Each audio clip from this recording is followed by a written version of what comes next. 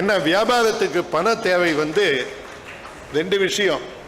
நீங்க கொடுத்தீங்கன்னா நீ ஒரு பிசினஸ் ஸ்டார்ட் பண்ணா வியாபாரம்ன்றது பணம் வேணும். அதுக்கு ரெண்டே வகையில தான் வரும். ஒன்று அபிராமி போடணும், நீ போட்டா அதுக்கு பேர் ஈக்விட்டி, மற்றவங்க கொடுத்தா அதுக்கு பேர் கடன்.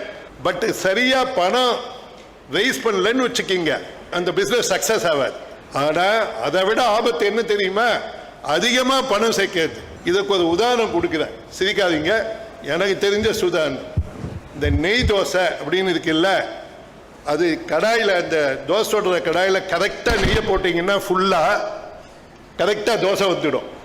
முக்கால்வாசி போட்டுட்டு விட்டீங்கன்னா அந்த கால்வாசி வெள்ளை கலரில் இருக்கும் தோசை.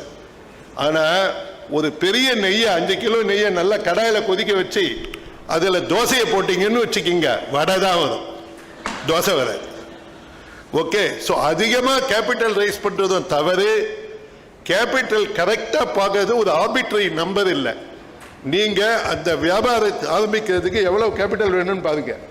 ஒன்று ஈக்விட்டியாக கொண்டு வாங்க, இல்லைன்னா லோனாக கொண்டு வாங்க. லோன் கொடுக்குறவங்க உங்களை பார்க்கறது இல்லை, நீங்கள் எவ்வளவு அழகாக அதை ஒரு 2 பேப்பரில் எழுதி காமிக்கிறீங்கன்றதை பொறுத்தது.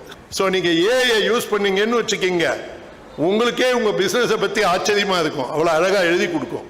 அதை கொண்டு போய் கொடுங்க, பணத்தை போடுவாங்க.